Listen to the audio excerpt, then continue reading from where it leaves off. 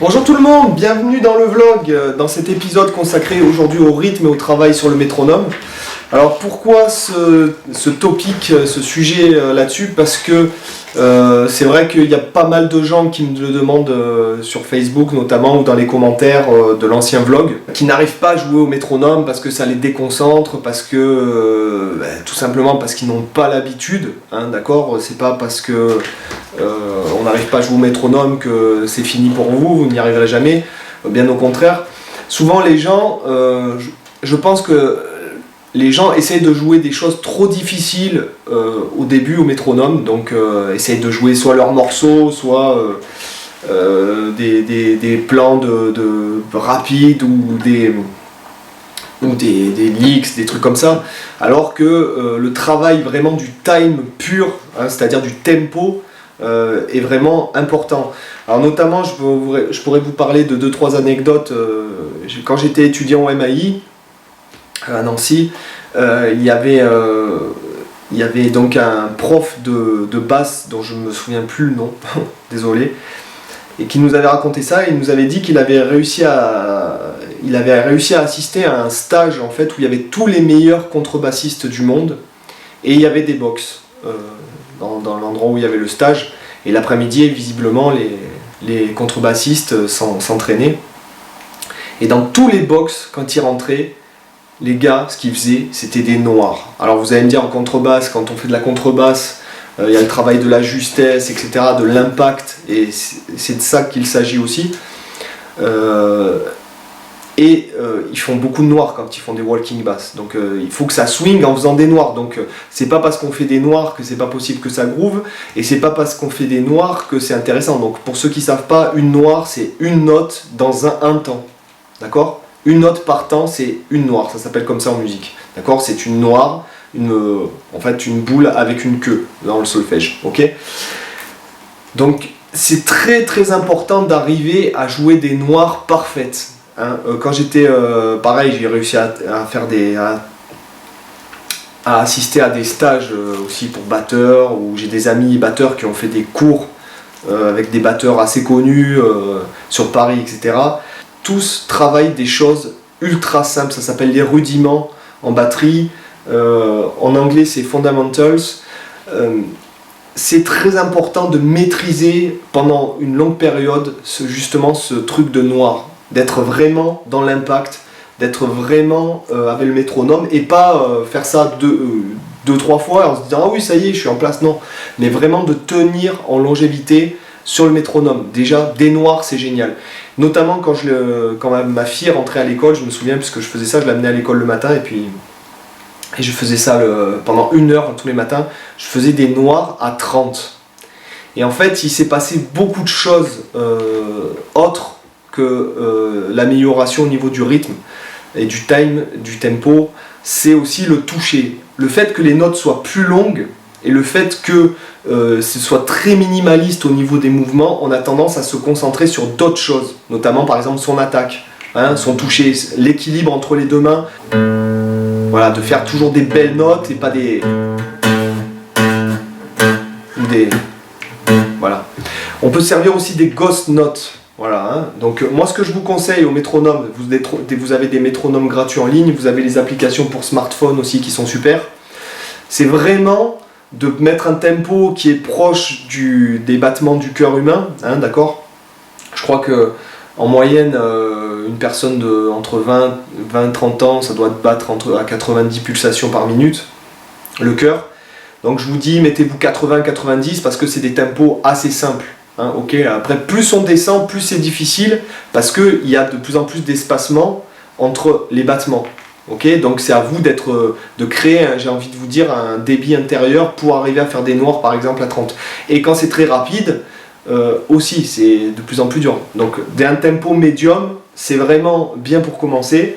Et en faisant des noirs, et ne vous dites pas que des noirs c'est inintéressant, parce que tenir longtemps des noirs parfaites c'est pas évident, d'accord ? Donc je vous dis 80, hein, au début, commencez par des ghost notes. Vous remarquerez que mon métronome marque en fait des mesures à 4 temps.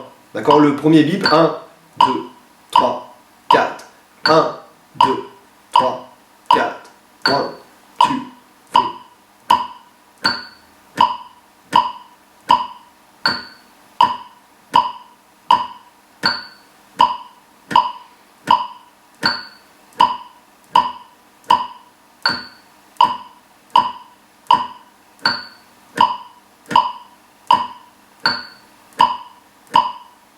Et de bien respirer par le nez.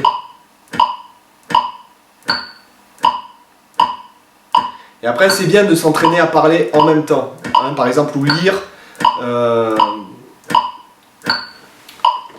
Par exemple, lire quelque chose ou peut-être pas regarder la télé parce qu'il y a du son. Mais le fait de parler en même temps, ça vous permet aussi d'inclure les choses à ce que ça devienne naturel en fait. Par exemple, quand vous conduisez, vous avez le passager, vous arrivez à lui parler en même temps. Vous lui dites pas non, non, attends, tais-toi, je suis en train de conduire, ça me gêne, ou peut-être des débutants en conduite.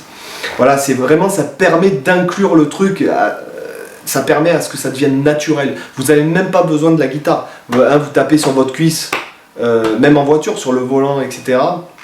Sur le bip, ça peut être bien. Là, c'est des noirs, donc c'est assez facile. Mais faire par exemple des noirs décalés, d'une double croche, ou penser le clic autrement et tout. Bon, tout ça c'est des trucs qu'on verra dans d'autres vidéos, mais vraiment c'est très important que vous arriviez à faire des noirs propres et régulières. Et au niveau, alors moi je travaille comme ça, du moins depuis quelques années, donc moi je me débrouille à ce que le millième de fraction de seconde avant mon médiator il y ait une mini force qui s'exerce sur la corde comme ça, et blanc. Et je lâche le...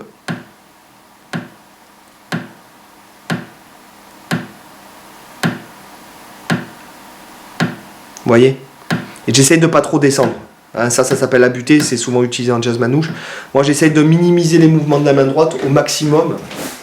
Quand je travaille, je travaille souvent, je me suis mis à miroir lorsque je pratique pour vraiment minimiser les mouvements. Et c'est pas parce que votre mouvement il est minimisé que vous n'aurez pas de force, d'accord, à l'intérieur. C'est vraiment dans un but de maîtrise en fait de mouvement. Voilà. Une fraction de seconde avant sur la corde et après je lâche.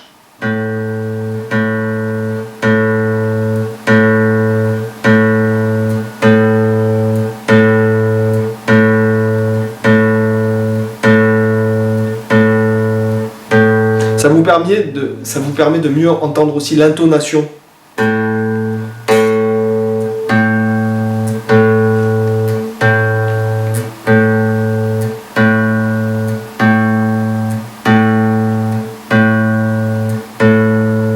D'accord ? C'est très important, je trouve, au niveau du son. Et il y a des guitaristes classiques qui font ça, mais il paraît-il des heures pour vraiment avoir l'égalité du son au niveau de chaque doigt de la main droite, d'accord ? Et avoir le son le plus joli possible, parce que c'est ça aussi qui nous intéresse, c'est vraiment avoir un beau son. Est-ce que vous préférez jouer là, là, là,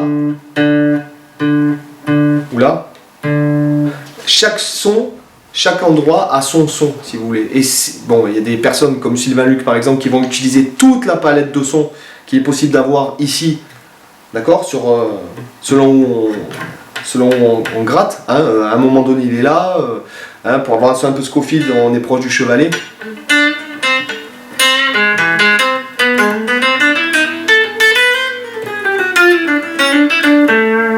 Pour avoir un son un peu plus rond.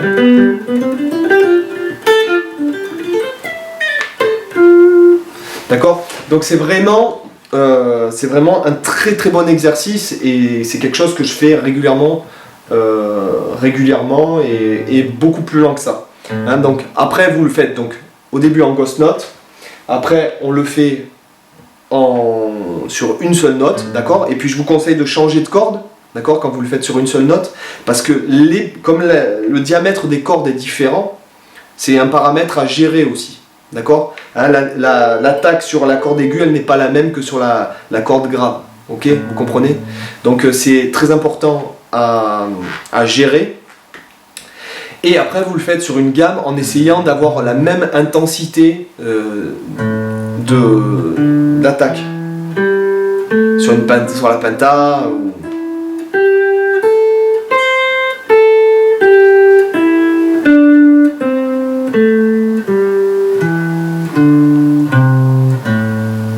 Voilà, c'est quelque chose qui permet aussi de travailler J'avais pas mal travaillé mon vibrato en faisant ça. Quand vous travaillez ça, vous pouvez travailler votre vibrato soit horizontal, soit vertical. Donc voilà, j'espère que ça vous a intéressé. Si vous êtes intéressé par d'autres leçons, je vous conseille de vous abonner à cette chaîne. Et sur mon site, vous avez toutes les ressources, un résumé avec les tabs, etc. L'école de guitare en ligne, etc. Donc je vous dis à bientôt. Bye.